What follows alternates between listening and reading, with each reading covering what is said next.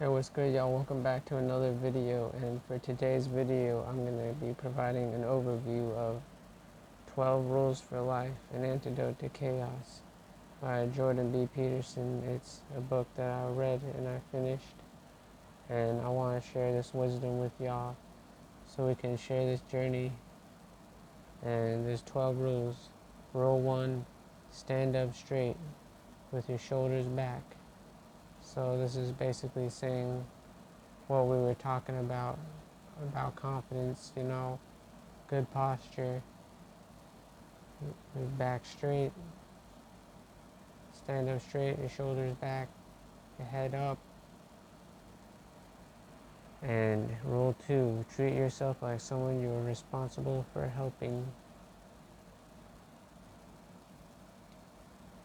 So we're responsible for helping ourselves through any of these problems that we have. Rule 3, make friends with people who want the best for you. So it's like what we were talking about in another video. If you're like a Lil Pump and you want to become a Lil Wayne, then you gotta make friends with a Lil Wayne. Rule number 4, compare yourself to who you were yesterday, not to who someone else is today. And that got me thinking about how y'all be on social media and y'all don't be setting any goals for yourselves. Y'all just be looking on social media and comparing yourself to these other people. And y'all gotta stop that.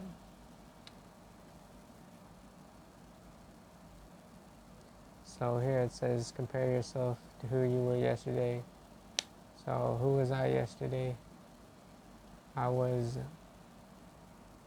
this really anxious guy who didn't want to make any friends, who didn't have any ideas for my channel, and just had no idea how I was gonna innovate my YouTube content. But now here I am using a multi-million copy bestseller as inspiration for my YouTube content. And that's how I know that I'm a better man than I was yesterday. Do not let your children do anything that makes you dislike them.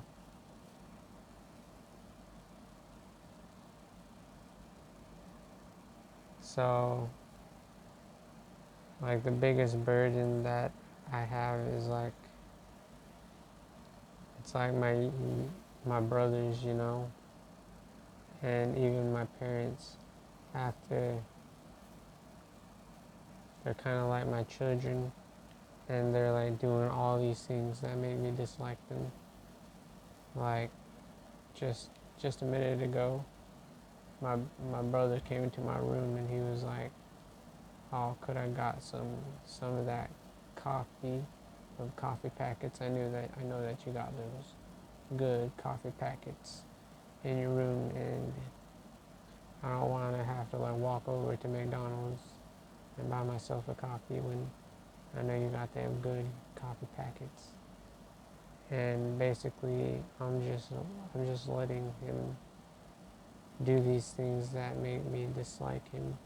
So what I need to do instead is be like, bro, you need to get your life together. You need to get off the weed, and you need to sober up, and you need to earn the privilege to drive a car so you can go to McDonald's and buy your own coffees. But I'm not supposed to let him do anything that makes me dislike dislike him. So like I guess like for my future children, I can't let them do anything that makes me dislike them. So like if they're like in their 20s, if I have a kid who's in their 20s and they want me to buy all their coffee packets for them, and I'm like, bro, coffee is an addiction and you're not to drink any coffee in this house because it's going to control your life. So basically, don't let your children do anything that makes you dislike them. And this reminds me about how you can go about doing this. They say that you need to apply the minimum force necessary to get them to do good things with their life that makes you like them. So like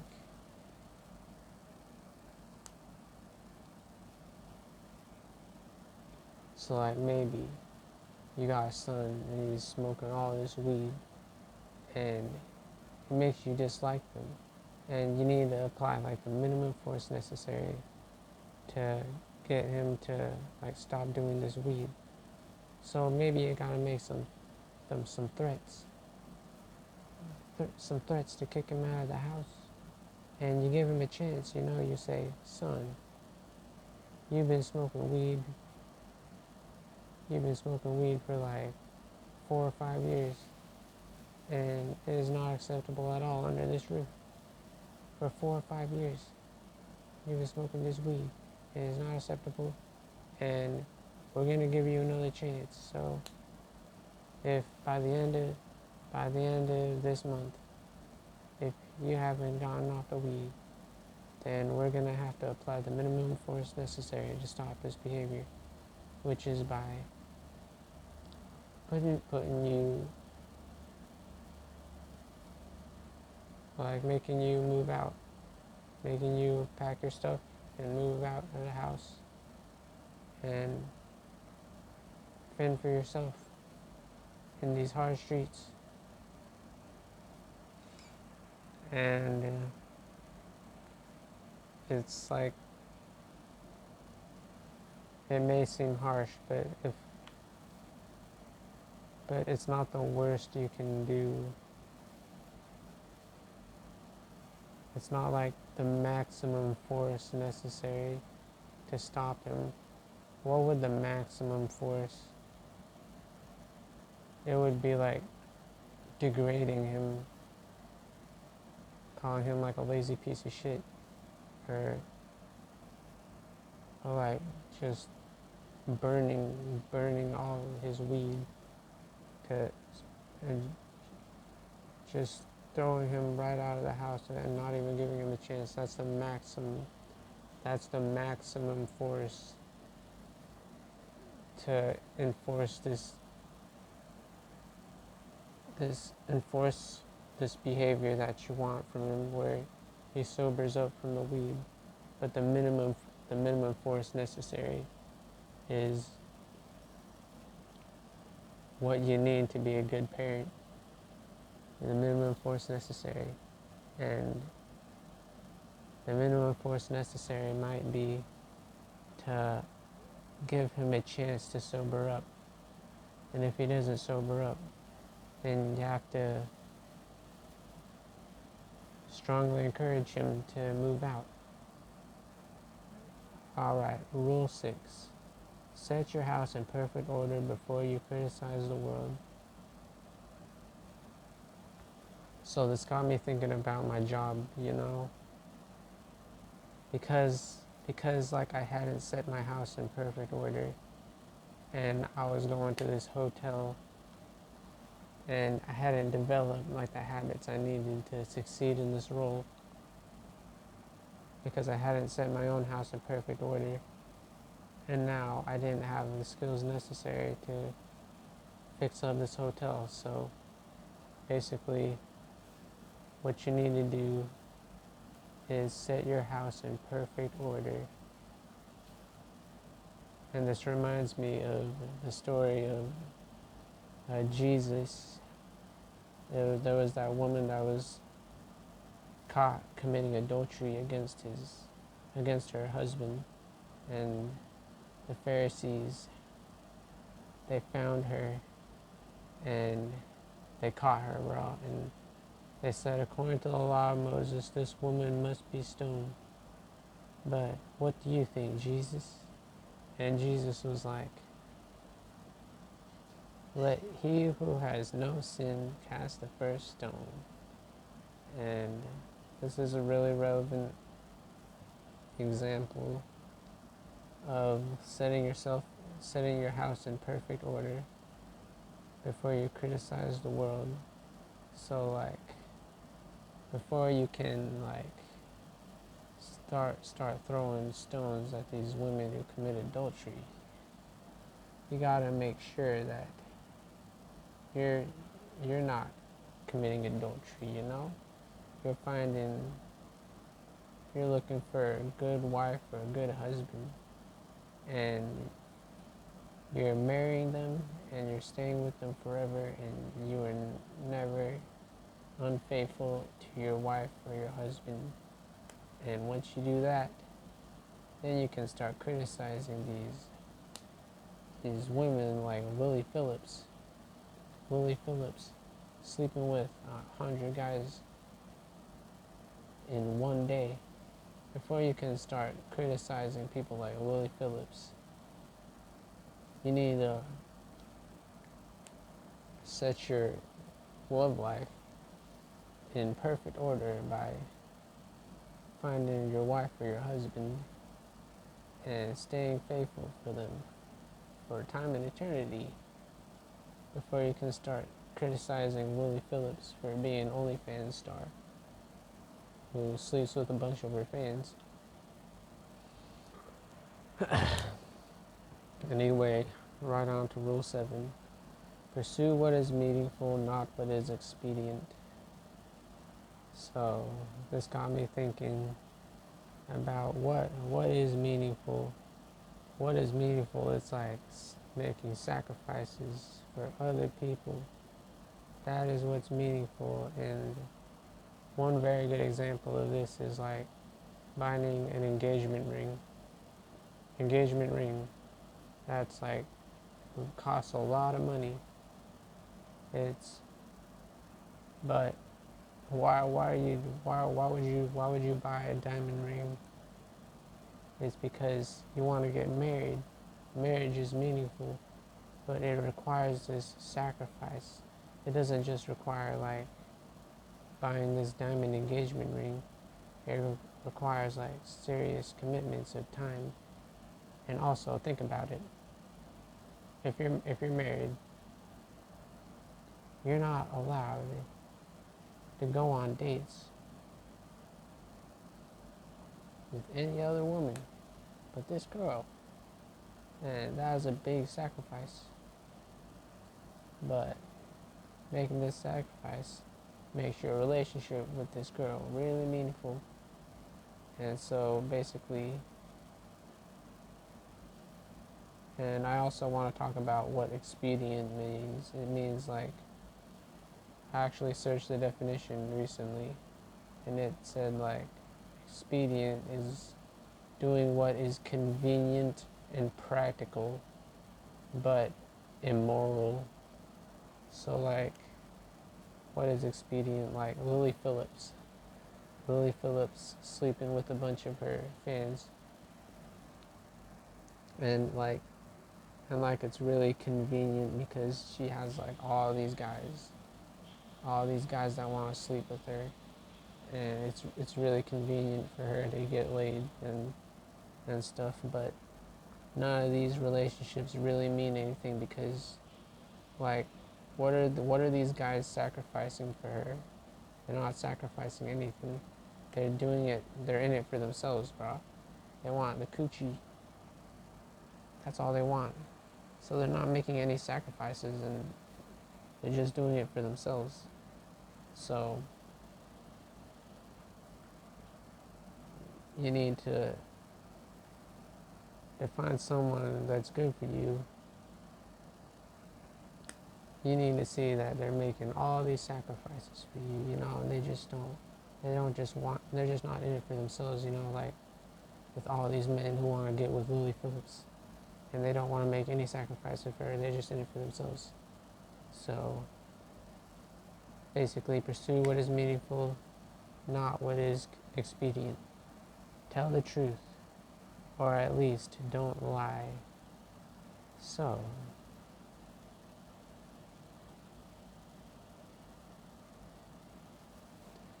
in this chapter, we talk about how telling the truth is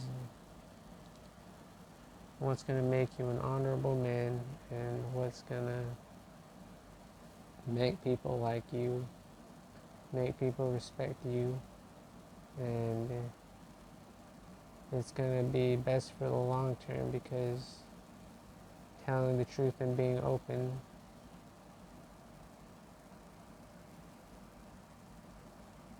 makes so people want to stick with you, and that when people trust you, they provide for you when they know that you're not going to take advantage of them. So tell the truth, or at least don't lie. Now, chapter 9. Assume that the person you are listening to might know something you don't.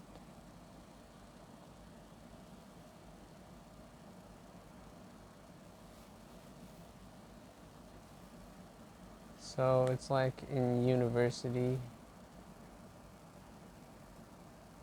Let's say you're in university and you just don't listen to anyone because you think that you know everything, and you don't need to listen to these professors. Then what would happen? You would fail your assignments. You might drop out, and you might never get that job that you want. And it's all because you just thought you knew everything. But if you just assumed that all these university professors knew something that you didn't and knew how to succeed in the industry, then you would be listening, and you would be applying what you listen, and you would become like this big success. And I heard that like the biggest CEOs, bro, they got people working for them that know more than they do about the business, and it's because they're able to inspire those people. That's how they're the CEO, because they know how to inspire people. So why are they the CEO? Because they are listening to the people that know more than them about the industry. Anyway, rule number 10, be precise in your speech. So, be precise in your speech. What this means to me is that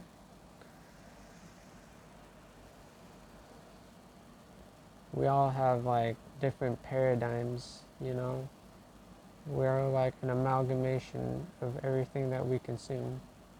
And so being precise in your speech helps you communicate this paradigm that might be completely different from other people, and helps you identify differences in your values and beliefs.